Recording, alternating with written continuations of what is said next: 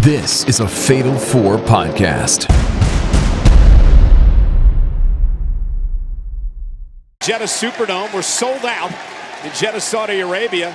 3 championship matches, including this one for the women's world title. King and Queen of the Ring will be crowned as well. They earn opportunities at SummerSlam. So much at stake on this historic night. This arm drag escape by the man. And Becky looking to fight back. Morgan just a step ahead, at least momentarily. Liv, Becky didn't get all of that.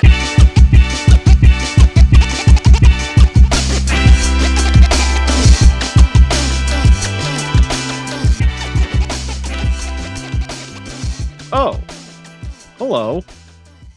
You scared the shit out of me. Didn't see you there. Well, I'm Pro Wrestling Noah, and it's time for the Didn't Get All of It podcast, where we talk about all the professional wrestling, things that happened throughout the week. We got a lot of it to talk about this week with PLEs and PVs and all sorts of there's some news here this week. Here to talk with me about it is B-Rob. Yes, that is a true statement. I am here to talk with you about the things and stuff that happen in the world of professional wrestling. That's right. And we also have Kody. You barely have me. Folks, this heat wave is kicking my ass. It seems like a lot. Degrees. It's 100 degrees today. We talked about it some on the pre-show, but why is it so much hotter up there than it is down here? That's not how weather works. I mean, it does right now, but I don't know why. Because our president likes to post videos of him as an AI generated doctor. So it's increasing the data center heat. Yeah, that's why. Everything sucks. The whole is enshittification of the earth. Yeah, that's why we'll be on the moon in 2 years. I don't think that's happening. Yeah, because we'll explode. At least by not then. for us. Yeah. Not for us, at least. But then we'll all go to hell, and then we can go through the hell portal that leads to the moon. We can go kill all the rich people.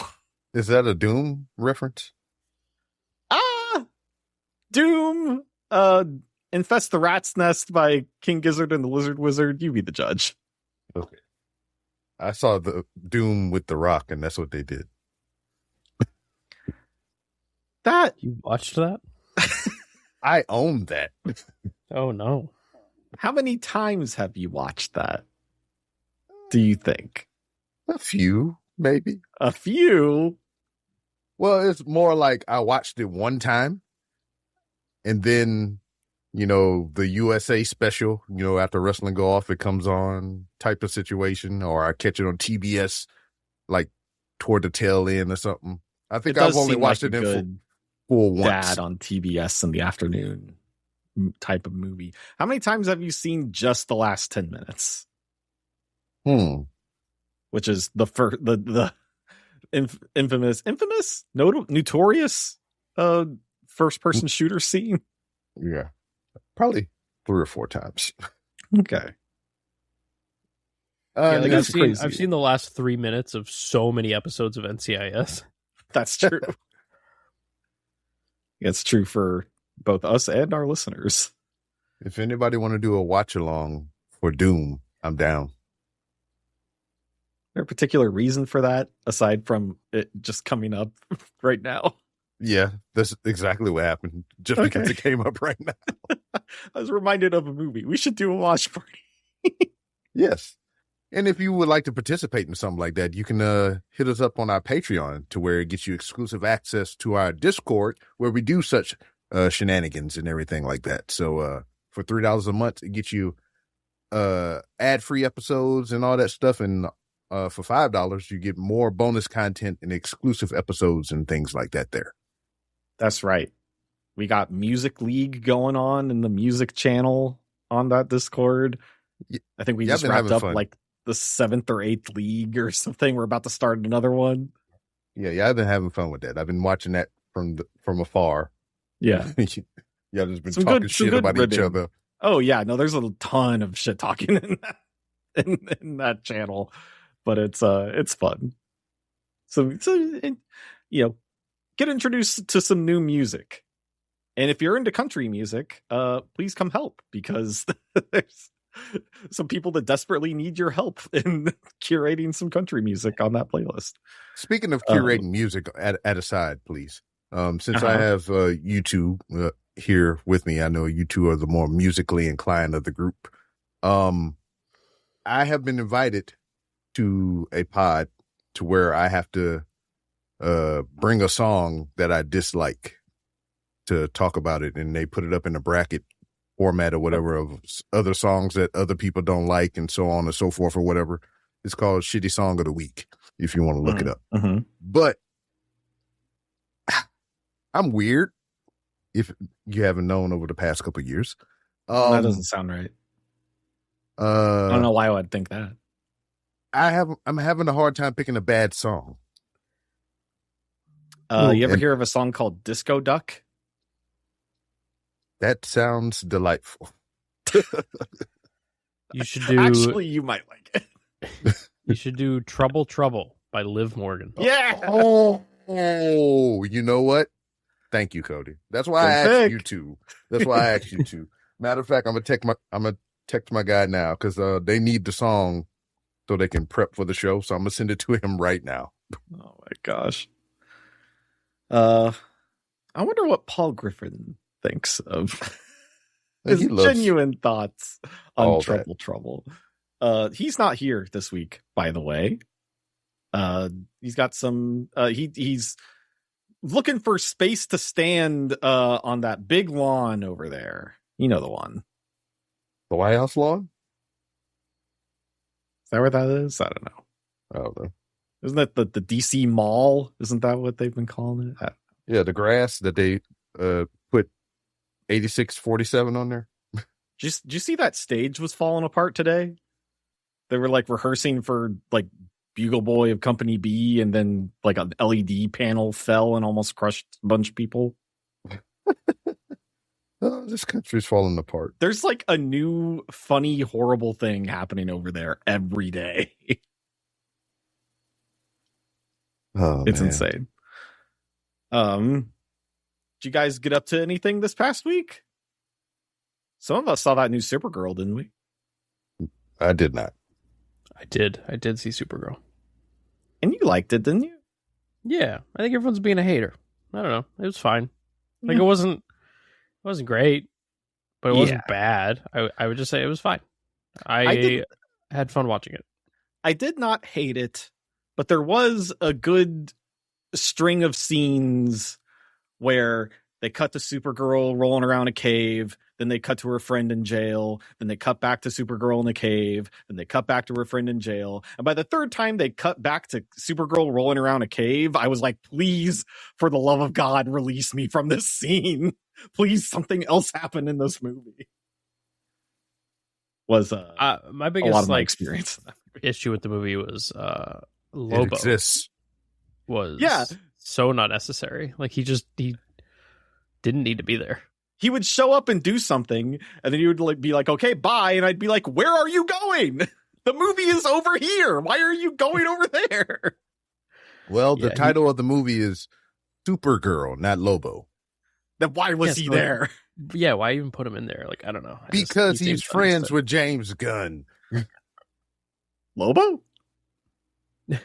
No, that Space bounty hunter Lobo? Yes, Jason Malobo. Malobo. That's what they say on 4chan. I also saw that Toy Story movie and thought that was pretty great. Good for you. Yeah, there aren't any bad Toy Story movies. Have any of you been watching the Cape Fear series? No. No. Pretty good. I would recommend it. I also tried to go back and kind of watch the lineage of that film because this is the third remake of it. Well, third and a half, I would say. So the first movie came out in 1962. And then the next one, they did a remake with Robert De Niro, I believe, and that came out in the 90s. Mm-hmm. And then now then they did an adaptation of it as an episode of The Simpsons. Oh, okay, yeah. So I guess maybe you can add that to the other half, because Mark Wahlberg did a movie called Fear, which was kind of like a spiritual successor or whatever. And then now we have the Apple TV original series Cape Fear, starring what's the dude name? No Country for Old Men, the dude from Dune, Ishla, or whatever the fuck. I forget his name. The funny accent guy. The funny accent guy. Borat. Yeah, him. It was him. Mephisto himself. He did it. Javier Bardem. Sure. It sounds like that name fits the person that I'm describing. Fair enough. But yeah, it's been pretty good. It's dude got like the whole. This is the only thing I give to you to kind of whet your appetite for it a little bit. So the series opens up with a lady failing to unalive herself, and that's pretty wild.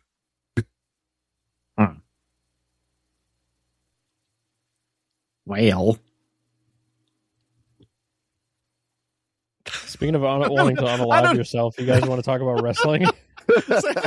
I don't really want to pivot out of that, but yeah. How about some names, guys whose names I do know? That well, Kody, why don't you tell us? With you got your newspapers this week? Are you able to? I'm going to be so honest. I'm the heat waves that are in your living. I'm domicile. Sprawled out on the bed, right up against my AC. There ain't no papers here. Damn. I think I think the noise canceling a water bottle. Yes, it's a water bottle. I think the noise canceling gets my papers. Big water bottle, fit all the news in there. Yeah. But we do have some news, actually, for once. That's the crazy thing. Mm-hmm. I hope you guys aren't a cup of haters, because it's looking like Big Cass and Enzo Amore are headed back to WWE. That seems like a big deal, right? Yeah. I mean, I know people who have been on this show, and people who listen to this show are big fans of Enzo and Cass. I personally have never experienced them firsthand. That's crazy. But they seem like a fan favorite. I guess. Well, let's see, Count B-Rob. They were like the most overact in wrestling at one point. Yes, so I would not dispute that. Hell, I mean, even in a singular capacity, Enzo Amore was one of the hottest acts in professional wrestling. Will they be able to recapture that 10 years later? I don't know. But I will say Big Cass, also known as Big Bill in AEW, has improved immensely since then. So, I don't know. I'm cautiously optimistic that this will work. I guess. If the rumors are true and they do return to WWE. I mean, God, their tag division certainly could use something. Yeah. I don't even know who the other tag team champions are. I know most recently the Street Profits won, but I don't know who the other team is.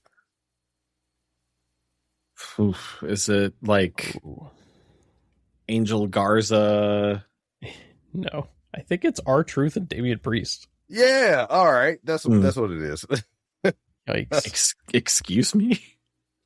Yeah, that happened. That's what Damian Priest is up to these days? Yeah. That's crazy. Him and Bald Truth. Oh yeah, he's bald now.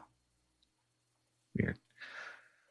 I hope that they find something for Brian Keith to do.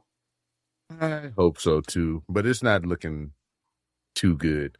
So when I talked to him, I think probably a couple months after he got signed, the deal was that I think he had a 3-year deal.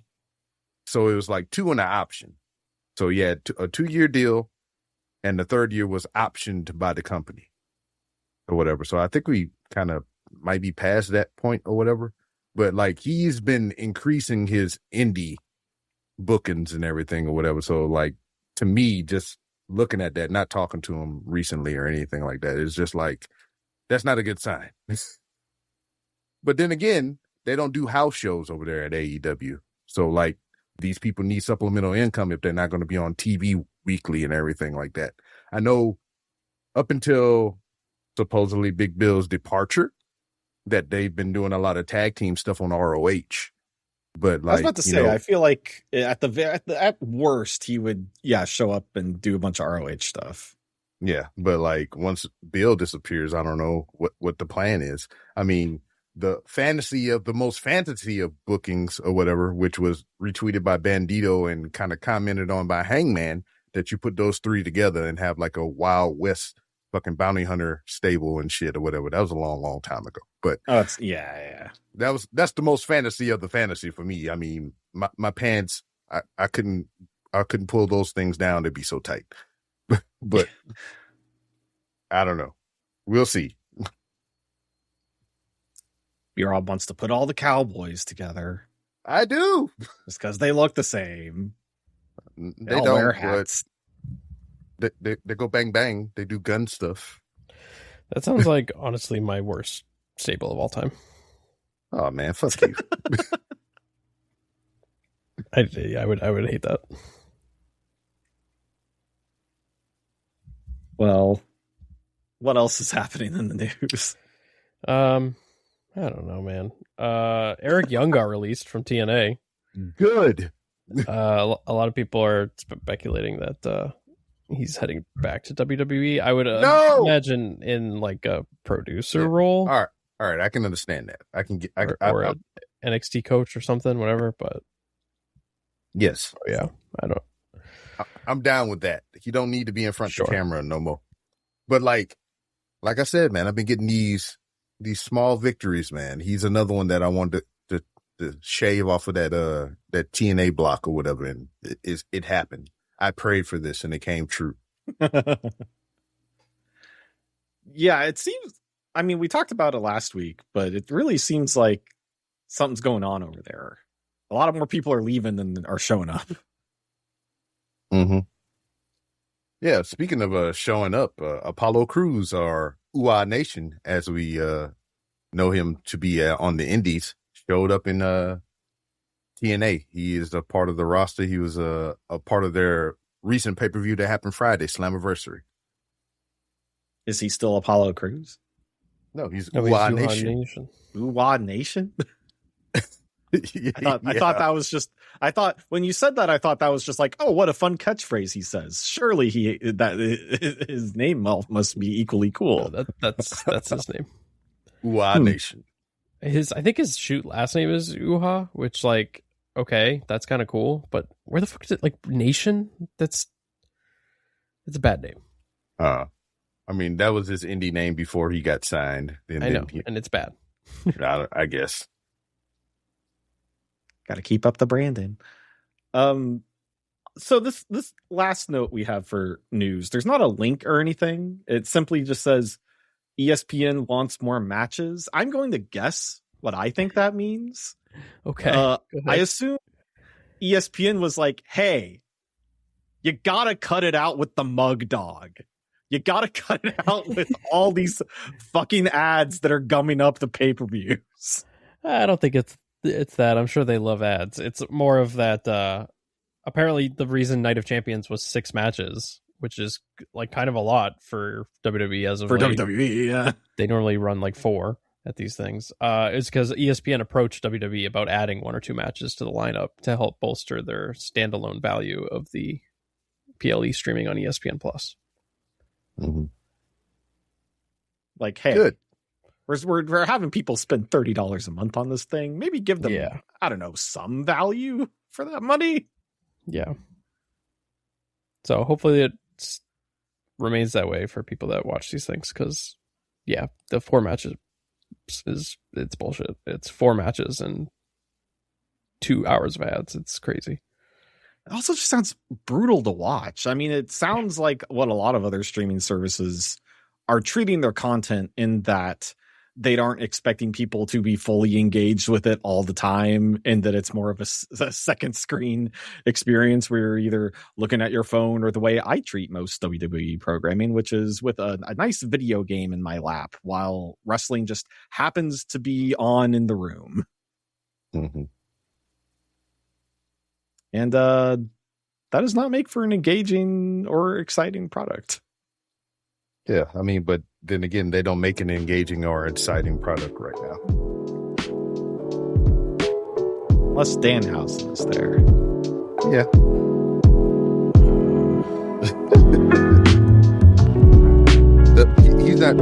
Cody's not giving his disdain for Danhausen right now. He's just like groaning because he's super hot. No, 2 things can be true. I'm allowed to groan for multiple things. Well, why don't we groan on into a break, and when we come back, we can talk about Night of Champions. I groaned into a break. All right, we're back. I know I said we were going to talk about Night of Champions, but hey, we write the show here. We're going to flip it up a little bit, and we're going to dive straight into this Forbidden Door talk. The thing I feel like, at least this current panel, that we're most excited to talk about. So why don't we just jump right into that? Let's do it. Boy, what a show. Uh-huh. Yes. Is there anything from the pre-show that anybody would like to bring to the table real quick? I certainly did not watch it, so if you would like to tell me about it, I'm all ears. All right, Noah, you? I saw a little bit of that Drilla Baloney and Daniel Garcia match. Stop calling him Baloney. What his name looks like. Yeah, I know. But I wasn't like fully engaged, but the times I were, I was like, this seems exciting. The crowd seems very into this. So I love Drilla Maloney. I don't like that he's wearing pants. It's a Finn Balor situation or whatever. He used to wear trunks or whatever. But anyway, I digress. He's been with New Japan for a couple of years now.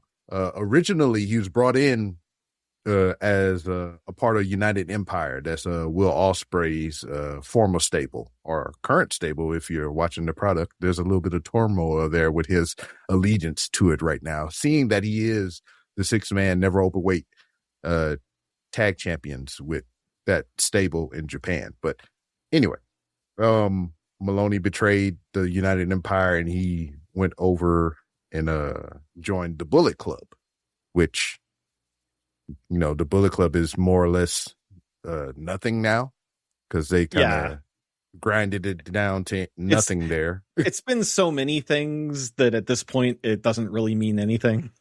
Yeah, it's gone more or less. There's nobody that flies the Bullet Club banner in New Japan. The ship of Theseus of professional wrestling. Yeah, so they pretty much combined 2 stables and made Unbound Company, which now Drilla Maloney is a part of.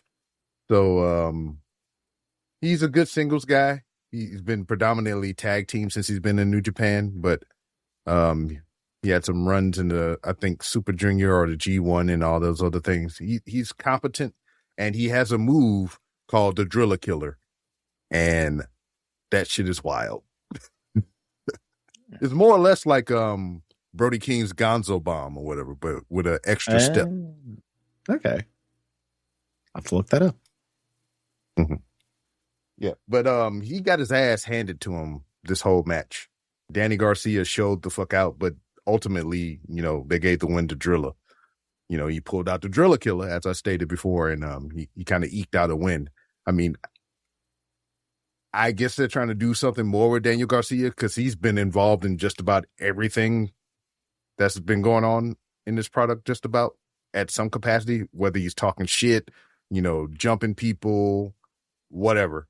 Daniel Garcia is a part of it. So I guess they have some intentions for him later on down the road. Yeah.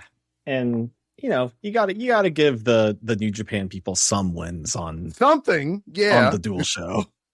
Yeah, because Drilla won, and then Micah went up against Sky Blue for a chance at the TBS title. They doing the survival of the fittest thing.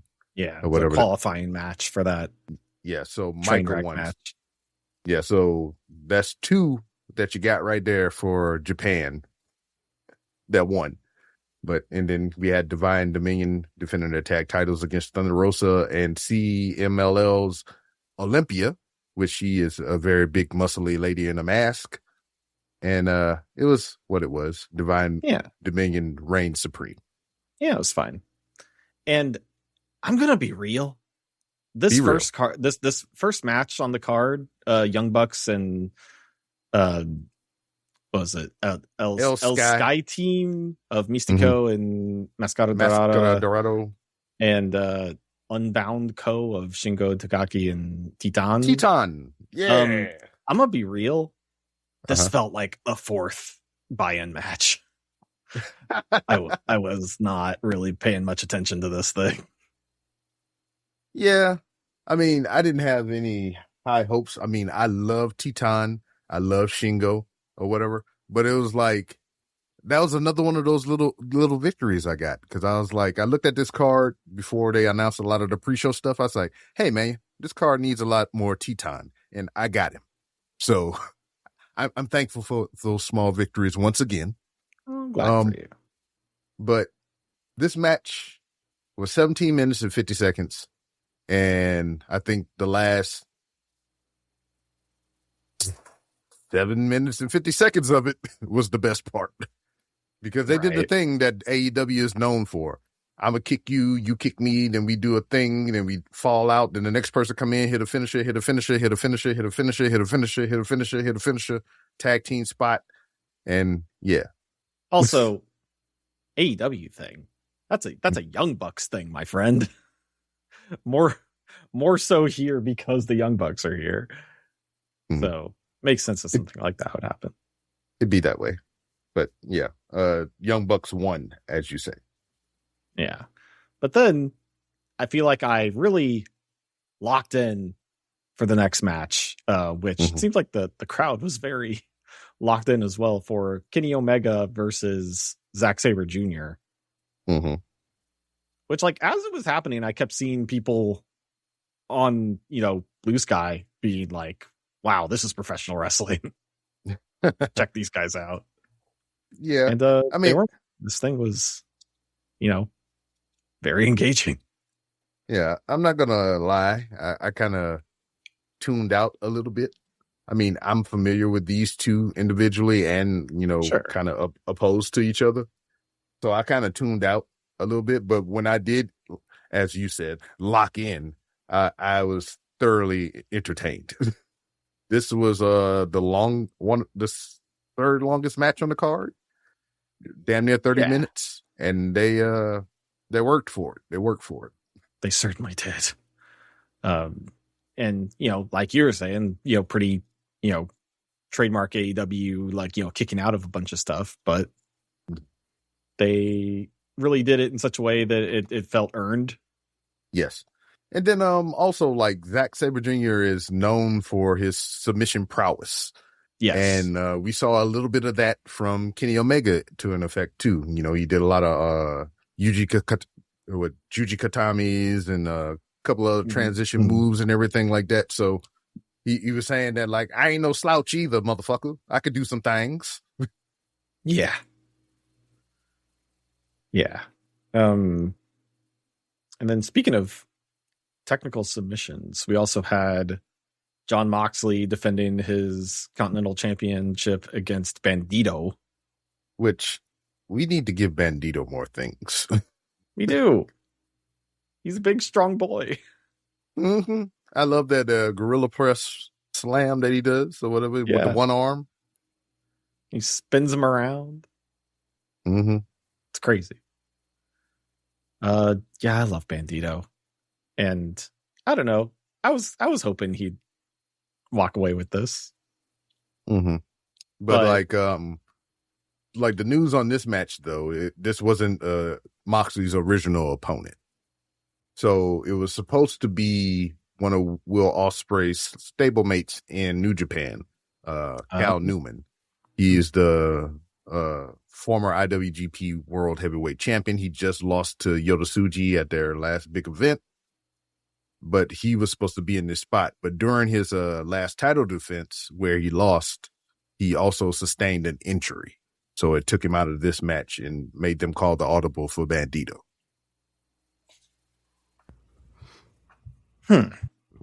Well, that would have made more Forbidden Door sense. Yes. Had that been the case. Mm-hmm.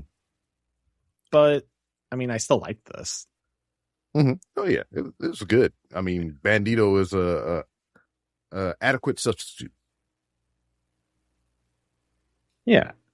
But someone who made especially New Japan sense was Shota Umino with a match with Pac, which it seemed like they really. Oh yes, hold on, I'm back. Mm-hmm. Yes, I had to step away for medical reasons. Mm-hmm. I am back. It sounds like you guys already talked about Kenny Omega and Zack Sabre Jr. Well, fill us in, homie. I love that match. It was great. It was so good. Mm-hmm. Zack Sabre Jr. may be my favorite wrestler that I watch once a year. Somewhere. Yeah. Every year he shows up for Forbidden Door. He's like Santa Claus. It's great. It was so good. I don't know. I like his style of wrestling. I like the submission stuff, the fluidity of it all. And like just some really cool stuff, like the whole joint manipulation stuff that he does. Like I like when Pete Dunne does it too. Like I don't know. I like it, and I like the way in this match he like went out into the did it like right in front of the crowd at the barricade. Yeah. I don't know. I just something about it. It's like it's adding to like a level of realism to wrestling. It looks like it really hurts. It's like when a magician does like a close up magic trick, and you're like, wow, how does he do that? I don't know.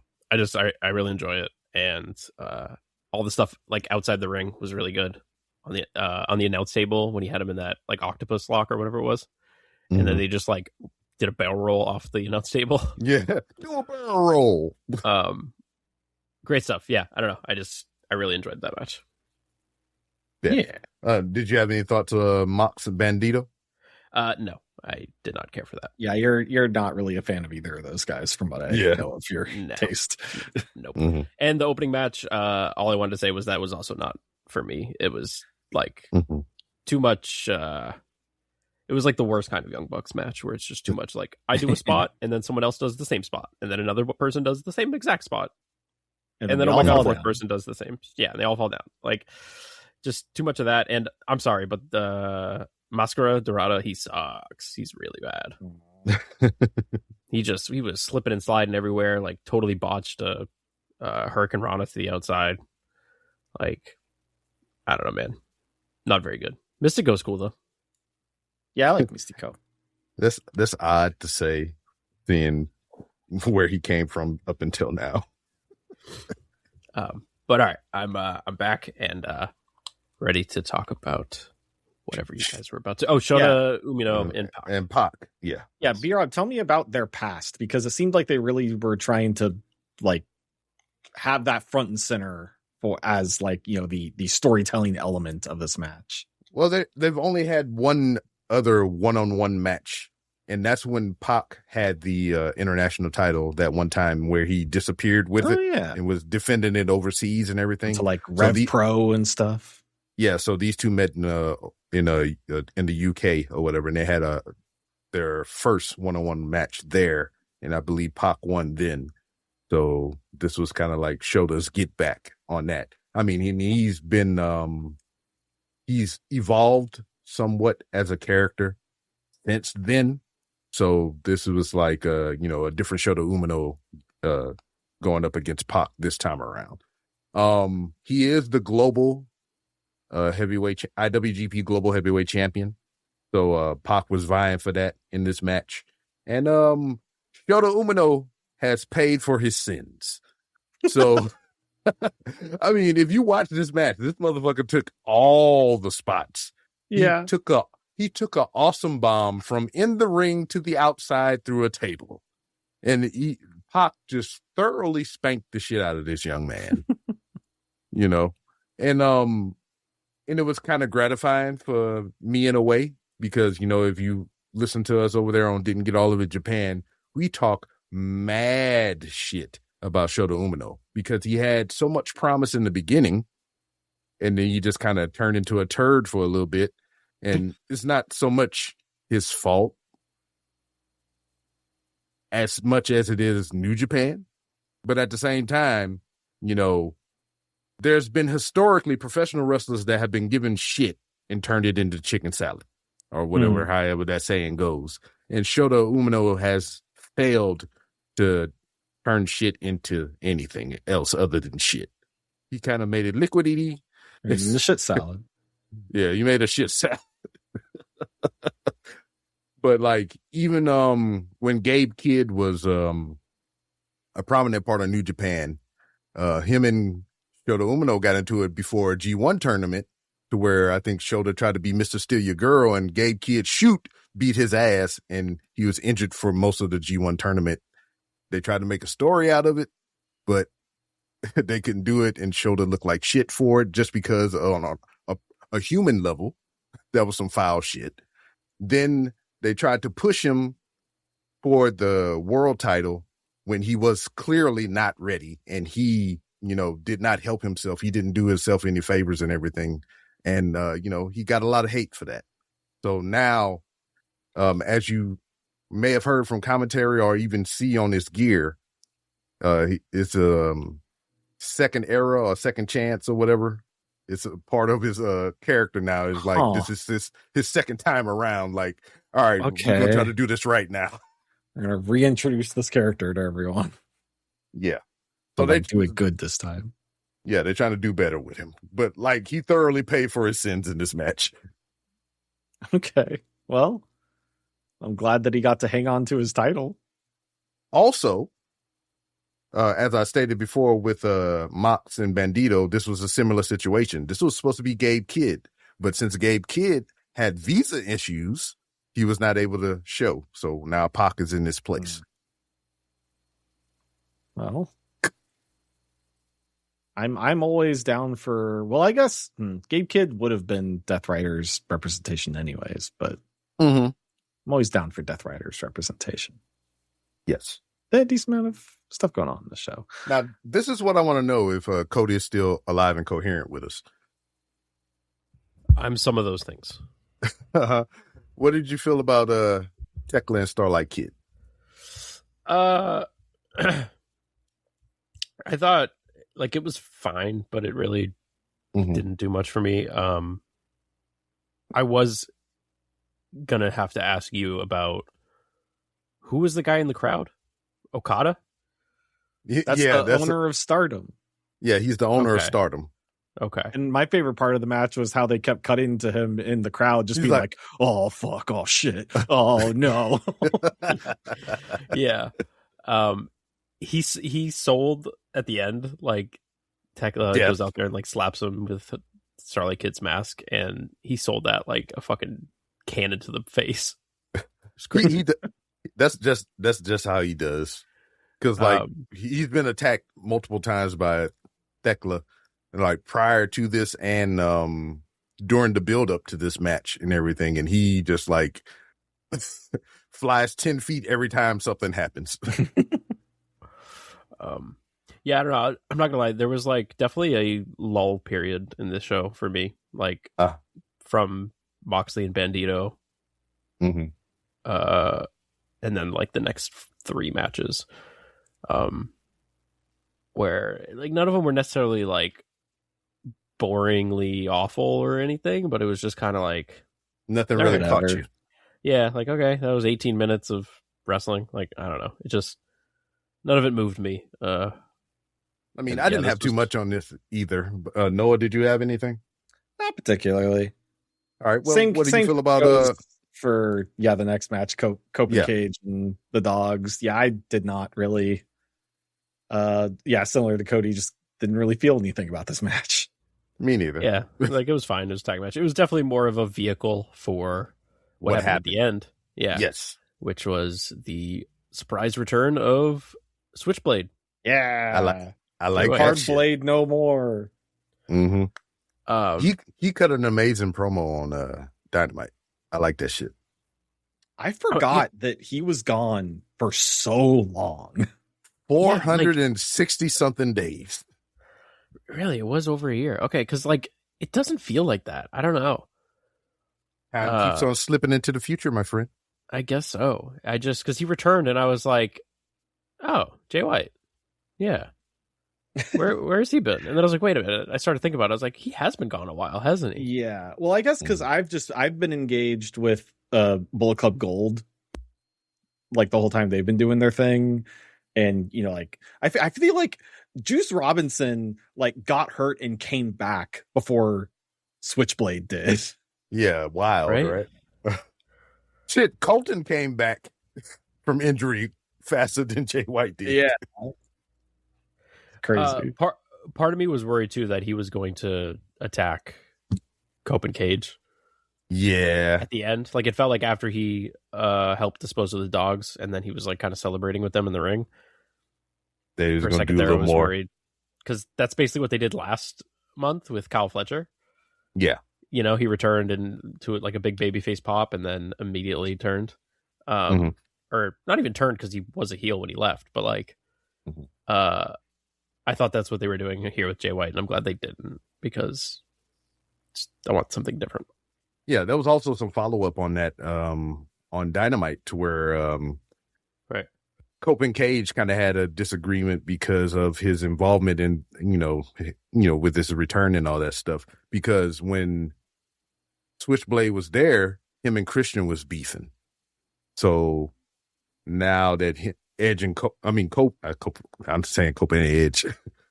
Now that Cope and Switchblade are cool, is making a little friction with Christian and Cope, because Christian still got beef, you know. Cope and Edge is usually what I do when I'm alone on a Friday night. Yeah. Edge with your coping. But then, ladies and gentlemen, business picked up. Yeah, I got the reply. I got the reply to my text message for that. The Women's Owen Hart Cup final. Holy shit! Which, by the way, why do they call this the Women's Owen Hart? Why don't they call it the Martha Hart? Why'd you say that name?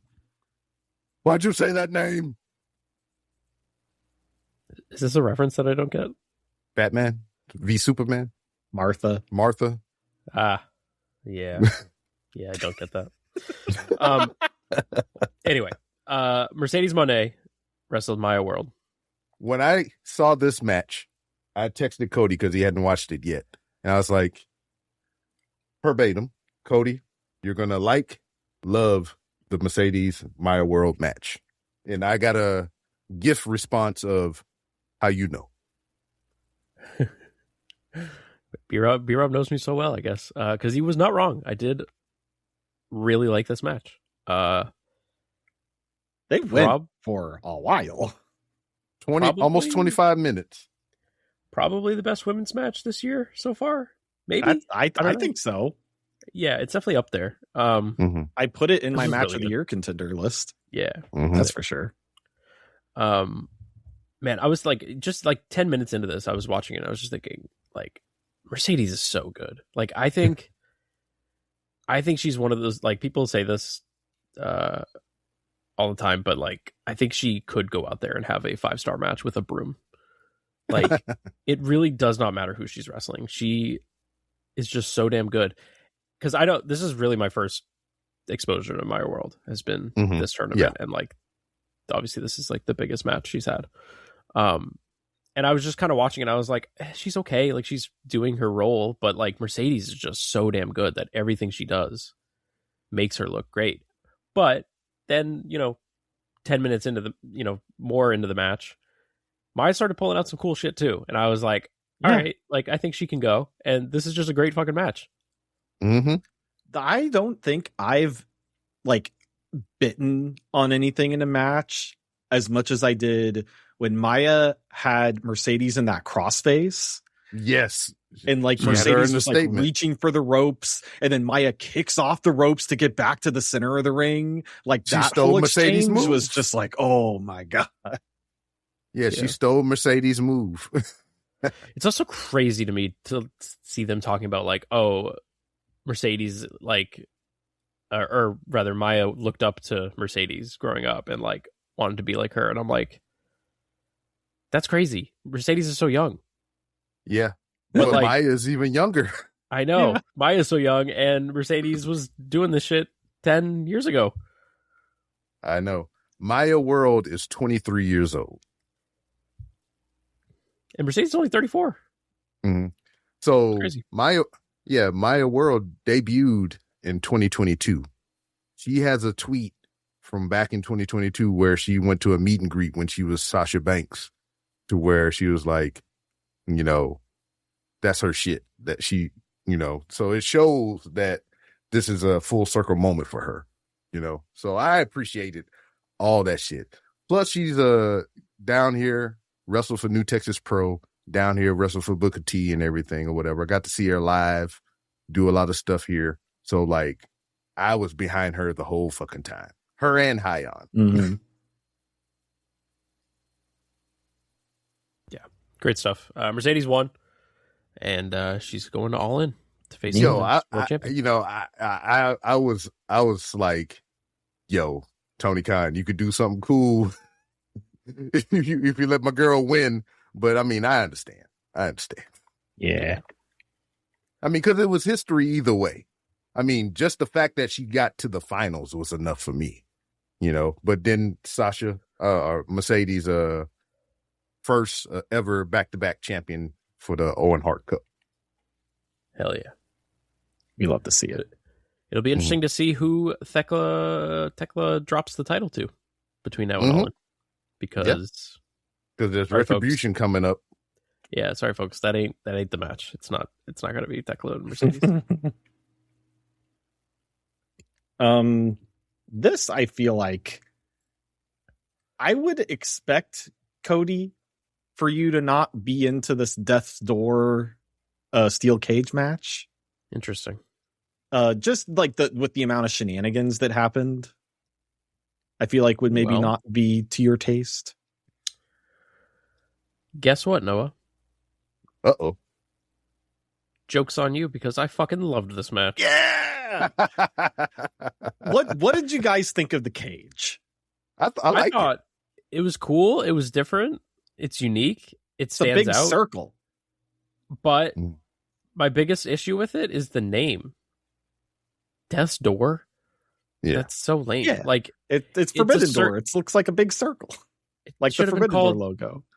Yeah, but like it should have been called like Circle of Hell. Mm-hmm. Or something like that. I don't know. Yeah. They got time to change it. But yeah, workshop the name. Other than that, I fucking love this match. I thought it was like, I don't know, it was well paced, and there was an actual story being told with all the Andrade stuff, and I thought like, the violence was at a level that was digestible.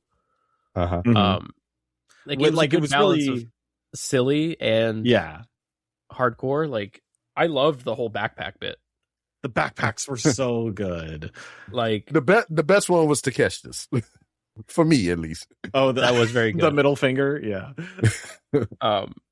Yeah, he took so long too. I was like, "What is he fumbling with in there?" And then he finally brings it up.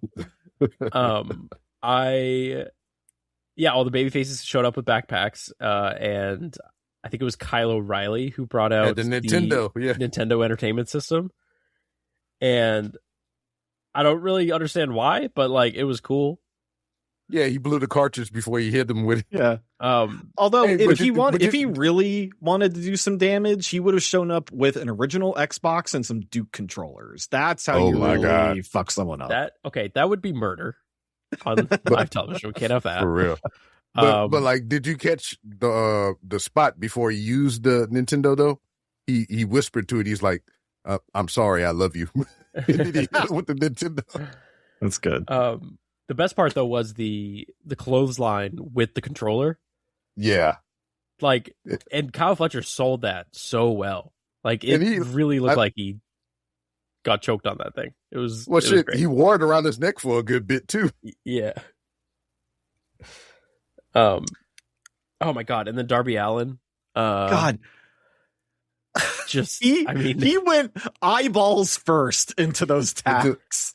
Fucking dummy. Just took like I think he rotated a full 360 in the air after a backdrop from MJF and landed face first in attacks. That was, and I feel like you could even see the look in his face, like, oh, that wasn't supposed to happen. Like, I may have really fucked myself up there. And then even after that, I really appreciated the heel move of MJF taking a broom and getting rid of the thumbtacks. Yeah.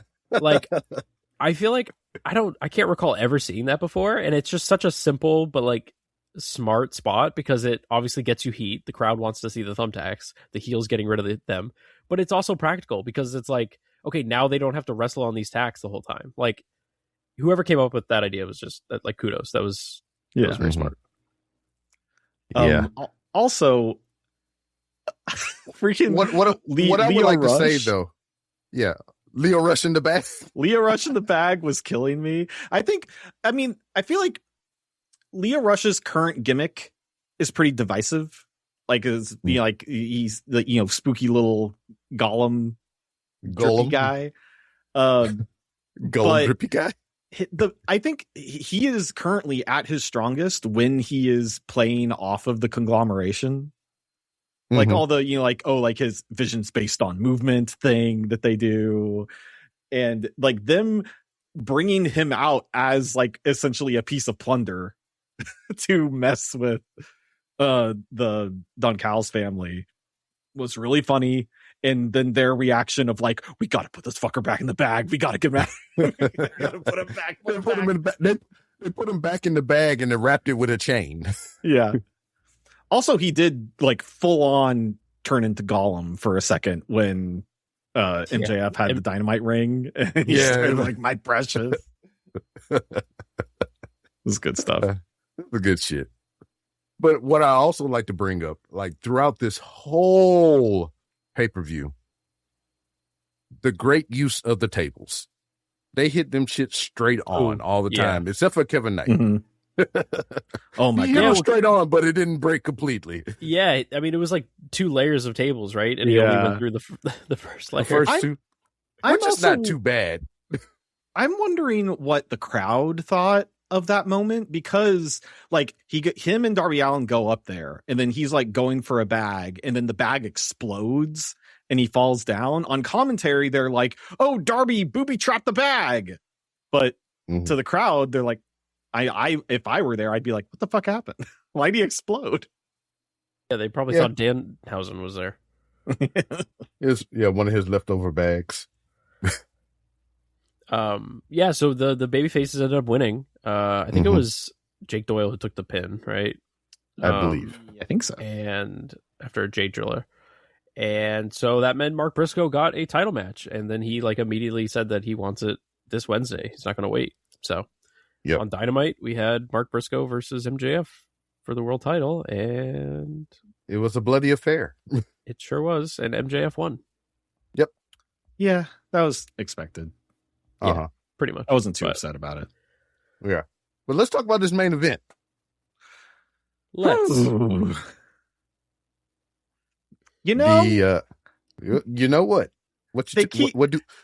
How you know? They did this. What was it? Last year at 2 years ago at Dynasty. They love doing the. We're gonna stare each other down from opposite sides of the ring and do our special moves at each other. But man, it gives me goosebumps every time. I get the I admit I'm a sucker for time. You guys ready for Cody's hot take of the episode? Oh God. Oh no. What's up? I didn't love this. Okay. I was disappointed. Let's put it that way. Like, I'm not saying it was a bad match, but I really enjoy. Different? Yeah, like I really enjoy both these guys, and both these guys. I just left being like, really, that's the best you could come up with was just finisher kick out, finisher kick out, finisher kick out. Why am I so violent? Lots of blood. Like, but what about when his friends showed up, Cody? And he won with the power of friendship, which I was yelling at my television as it was happening. Sure.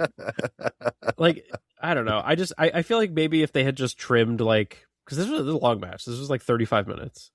Yeah. If they had just trimmed maybe like 10 minutes from it, I probably would have liked it a lot more. But it just got to a point where I was like, they weren't false finishes anymore. It was just like, okay, he's going to kick out. Yep. Okay, he's going to hit his last call. And he's going to kick out. Okay, he's going to hit the hidden blade. He's going to kick out. Like, it's just get on with it, please. Like, I don't know.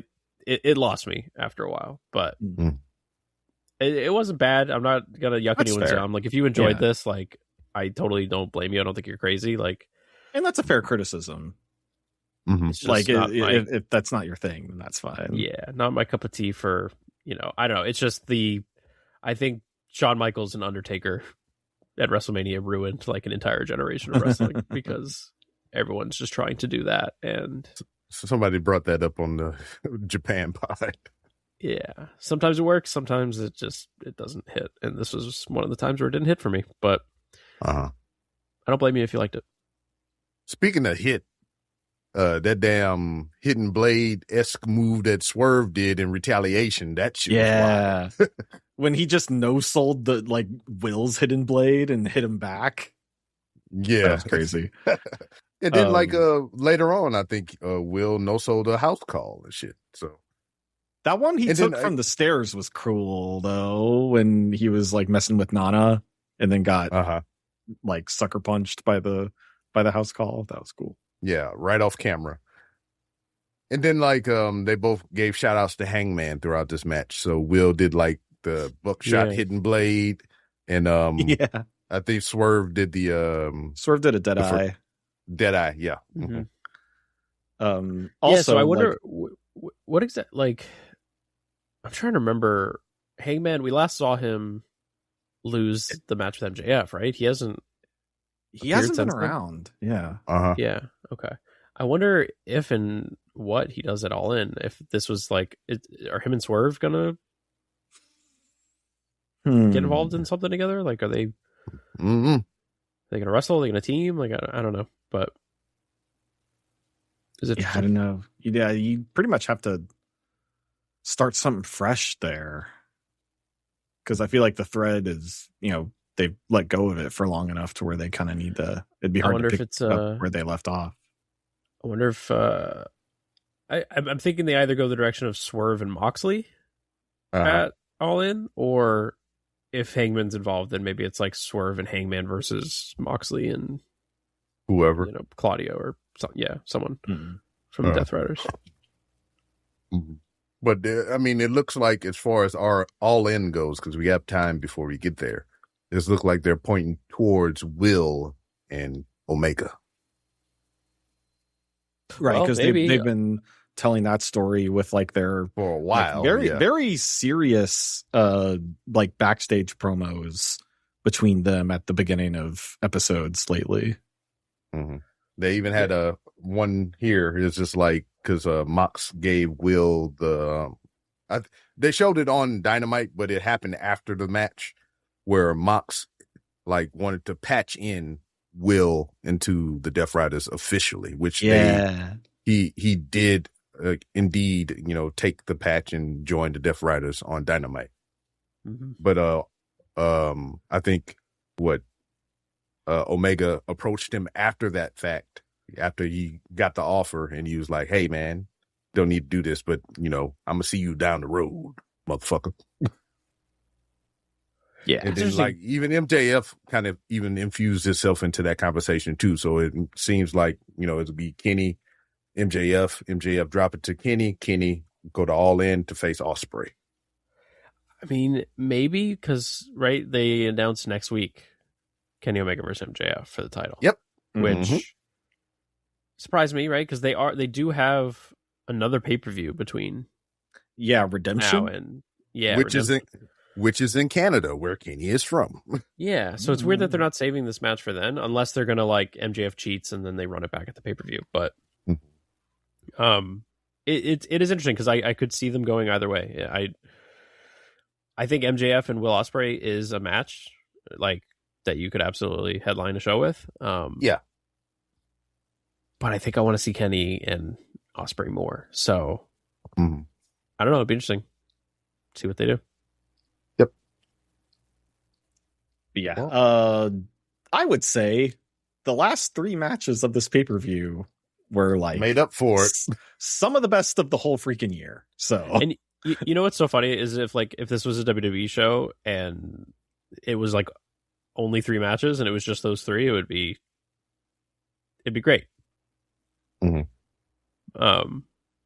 But AEW shows they're so long. I don't know. There was a lot of stuff in the middle there where it felt unnecessary to me. If you watched this live, you would have been up till like 1 a.m. Yeah, they gotta figure that out. Which, to be fair, Tony Khan did announce that this month's pay-per-view, Redemption, right, is starting an hour earlier.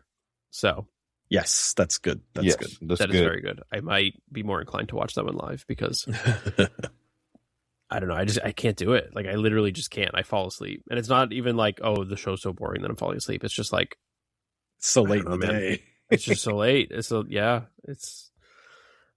they're usually on Sundays. Like I work the next day. Like it just doesn't work. So I do thoroughly enjoy watching the AEW shows like over the course of 2 days. It's great. Yeah. You have your own night 1 and night 2 situation. Yeah. Every AEW pay-per-view is a WrestleMania for me.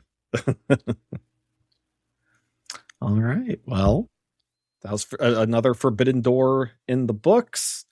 Why don't we take one more break, and when we come back, we will officially talk about Night of Champions. Maybe.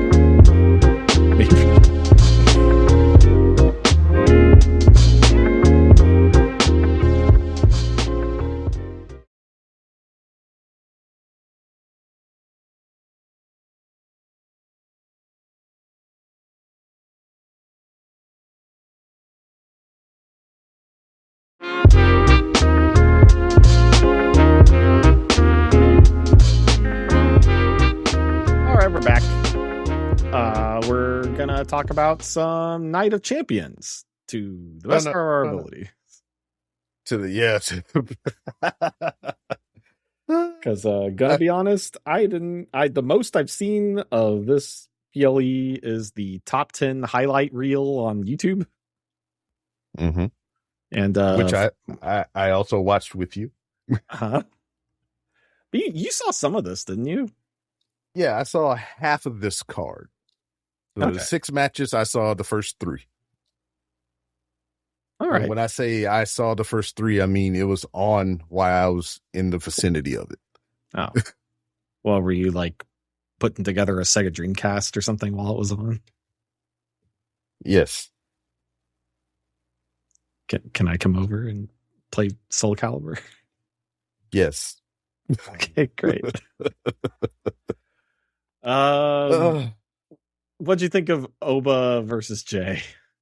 It was the King of the Ring finals. Barely 8 minutes, but it did what it was supposed to do. I mean, I don't think at this juncture in his career that you would think Oba was not winning this tournament. So they just, they did the thing and they made the correct decision. Yes, for once. And, this is going to come to a head at some point. I mean, it's the same thing with Gunther, and it's going to be the same thing with him, and like to an extreme extent. It was like that with the Wyatt 6 or whatever. You're going to make this guy so fucking strong to where like you're going to have a problem booking him when he loses. Because like this dude, I mean, they are. He really ate like 30 that rocket to him. Yeah, he ate 30 super kicks in this match and like shook them all off. He took like Jay's what else finish. does Jey Uso do? Yeah, he took his finish and shook it off or whatever. I mean, that's been the theme of Obafemi on the main so far, and I mean a little bit of NXT too. But like, you know, you can only do that for so long because I mean, eventually this dude is going to be champion. There's no doubt in my mind. But right, like, and you're having like his first major program be Brock Lesnar. Mm-hmm. When Brock is presumably on the way out. Yeah. So, like, all the rubs for this guy. A lot of coping and edging with this dude. I will say, though, the image of him with the silhouette of him with the crown after the match, very cool. I don't get that pose, but I mean, I don't dispute it anyway. Yeah. It looks neat. Also, just by the way, it looked like when somebody like sneak up on you and they pour cold water down your shirt. You're like, oh yeah. I'm thinking like he's like the sneak king, sneaking up on people. Yes.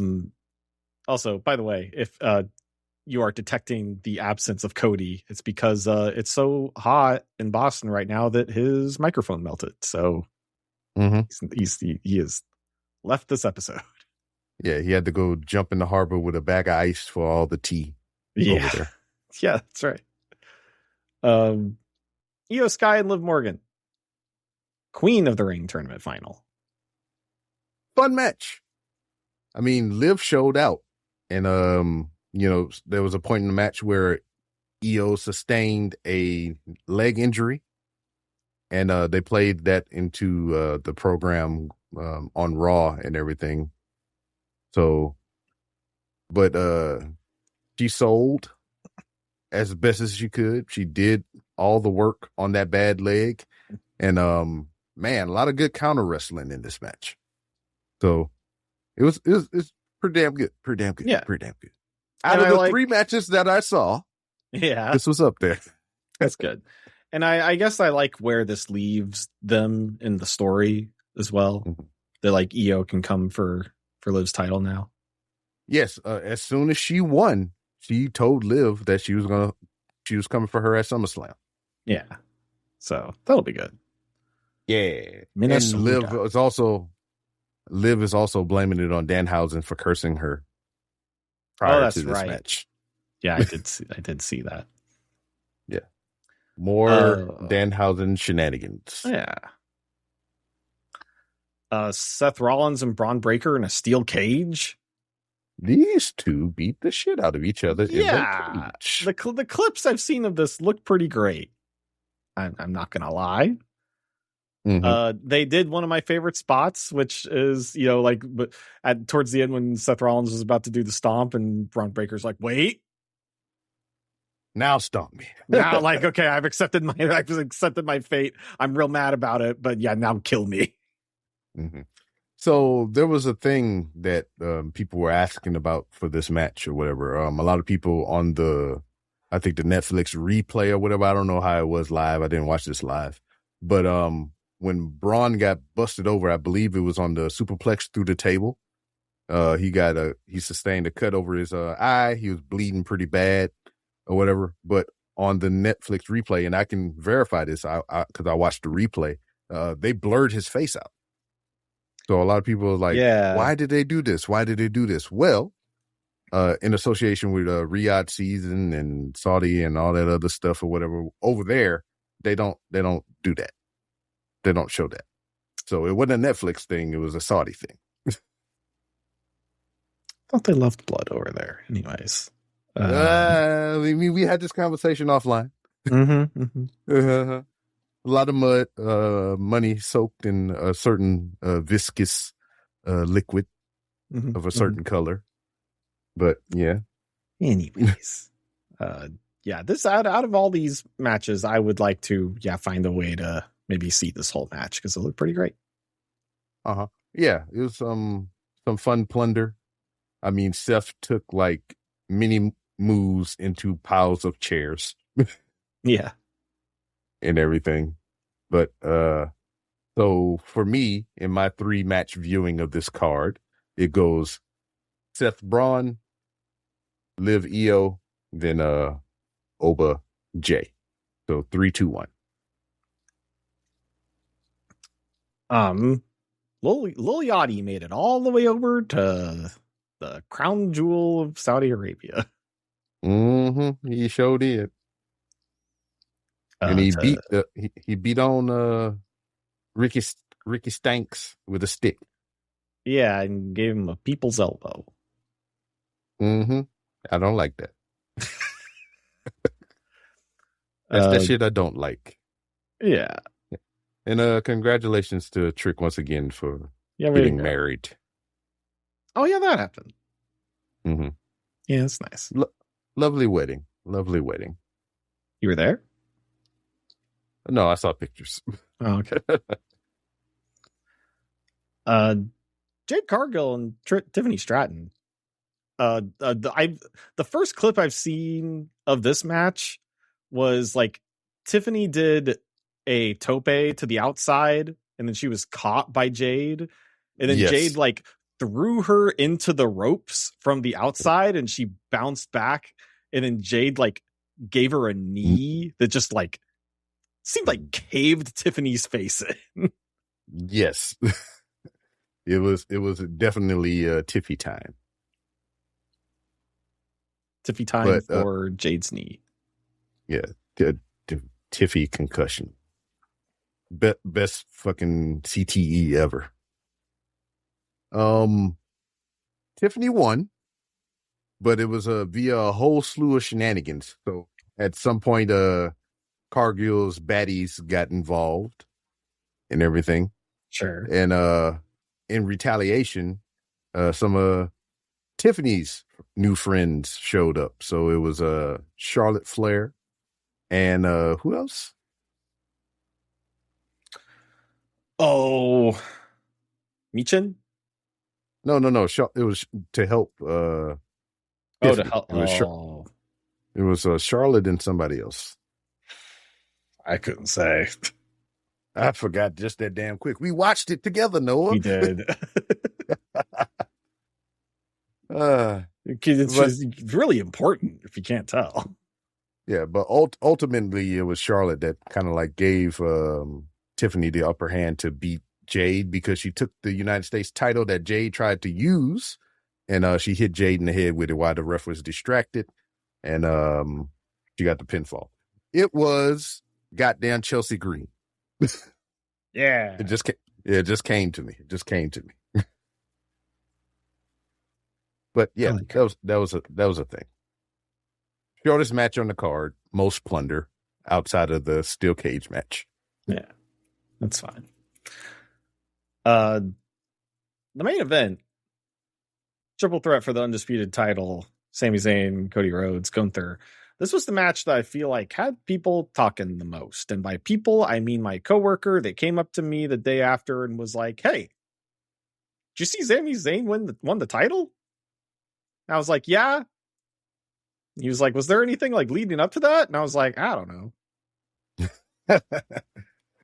It's funny that you can't be the go-to guy anymore for that subject. The most I know about what's been happening with Sami Zayn lately is him being terrorized by a giant gingerbread man. That's the most I know about Sami Zayn lately. Yeah. RIP Ginger. Yeah, so I seen some pieces of this thing, and there was a double crossroads, if you can imagine that. Yeah, that was fun. Yeah. Sammy did a move thief segment of the match to where he did the crossroads to Cody, and then he reversed Gunther's sleeper hold into his own sleeper hold, and while he had him in the sleeper hold, Cody snuck up behind the both of them and crossroads the both of them at the same time. Right. Yeah. Imagine it. Because I saw it. And then like the match ended with a roll up, right? Like Cody was about to do a crossroads and then Sammy flippy He dude dropped down and got his angle on. Yeah, into the pin. Yeah. Out of nowhere. And Sami Zayn wins his first WWE heavyweight title in his WWE career. Imagine if he had won that match against Roman, though. Yeah. Or the last time he had a title match in Saudi. Yeah. Or any other time. Out of the 10 times that they brought up on commentary that he went for the world title. So the 11th time is the charm, I guess. I guess so. Yeah. How fast until you think Roman gets it? Let's not talk about that. let's not do that.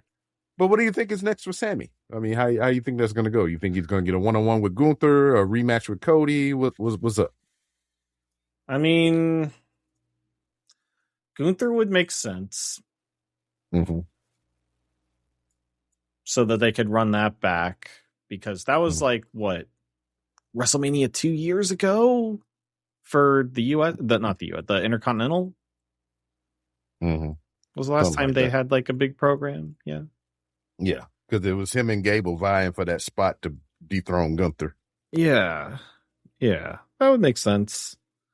Mm-hmm. I don't know if you go directly for Cody. Cody, they might want to try something else with Cody that's not the title. Yeah. Because he's been so focused on the title for,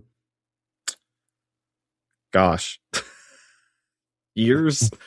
For 4 years. Yeah. 2022, right? That's when he re-entered the company. Don't give me lying.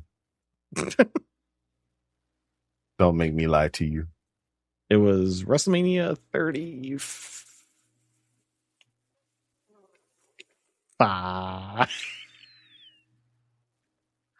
Anyway. 38. WrestleMania 38 is when he came back. The big Dallas star. Mm-hmm. So, what are your expectations? Because I know you're going to watch it, even though you don't really, as do myself and Cody, don't watch the WWE product as we used to. What are your thoughts and feelings of the landscape for Money in the Bank? I know we are ways out. It's not till like September, October time frame, but yeah, and that's happening in New Orleans, isn't it? Correct. Didn't they make that announcement? I may or may not be going. Oh, there you go. Gee, I Only don't know. because it's in driving distance. That's all. Yeah, I mean, who do you have? Yeah. Well, so it's for usually the briefcase. Well, it's usually 6 people, right? Or 7.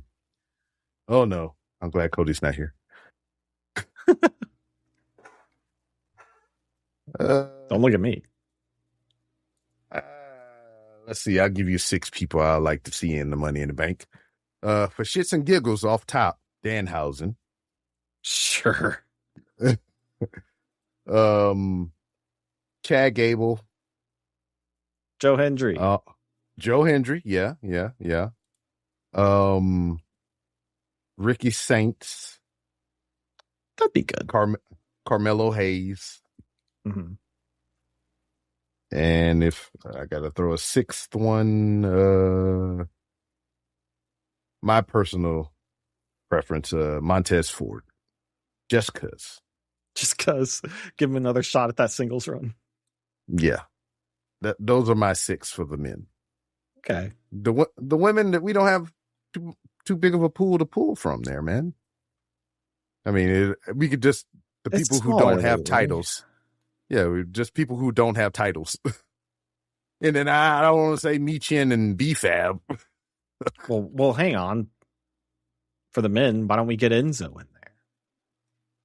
No. Do you think he's going to come back? I don't want that. Yeah, and we didn't. Do we even speak about that? Yeah, that's a speculation that they're Enzo and Cass is on the way back. I don't know. I mean, that's the word on the street, especially with the big Cass exit from AEW. That's the thinking. I remember because like WWD is just a blur to my mind. I forgot we did speak about that earlier. Yeah. Or I don't know. Put Big Cass in there. Yeah. Put Big Ass in there. Big boy with the big ladder. Mm-hmm. Why not? You think you get an Obafemi versus Big Cass? I'd like to see it. I would like Chelsea Green to be in the women's ladder match. Mm-hmm. Because Chelsea Green, I feel like the last time I saw Chelsea Green in a Money in the Bank ladder match, I was thoroughly entertained by all of her antics. Mm-hmm. So we'll have Chelsea, Blake Monroe. I mean, you can count NXT women too. Fuck it. Get sure. Tatum Paxley in there. Yeah. Hell yeah. Lola Vice. Lola Vice. Okay. Cheeks in the ladder. I'm just naming ladies I know from NXT. And yeah. What about Sol Ruka? Yeah, well, she's a champion right now, but then again, we don't know if she'll have it by then. That's a couple months away. Yeah, Sol Ruka, just do some more shenanigans. And number 6, fuck it, put Lyra in there too. Yeah. Yeah. So we did She's mad right now. Yeah, she's a mad lady. She's looking very Nikki Crossish. Dark eyeballs and just dark manic. I think that's it. All right. Yeah, let's undarken my eyeballs and let's get out of here. Yeah. I got some coping and edging to do. Yeah. That's right. Cope and edge. My way to the bathroom. Well, folks, we didn't get all of it.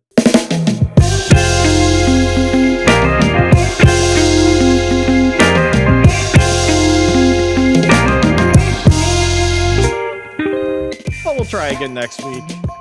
Thank you so much for listening to another episode of the Didn't Get All of It podcast. We will see you again next week. Talk about some more professional wrestling and news around it. Thank you, B-Rob. Thank you, Kody. Thank you, Paul. And we'll see you next time. Bye-bye. You've been listening to a Fatal 4 podcast. Subscribe today wherever you get your podcasts and visit fatal4pod.com for more episodes, merchandise, and info on the Patreon.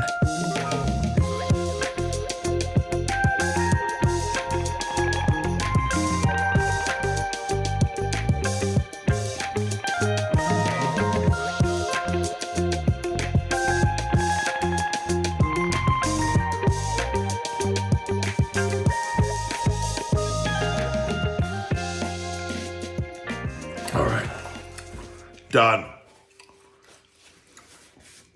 I've got to clean all this shit up.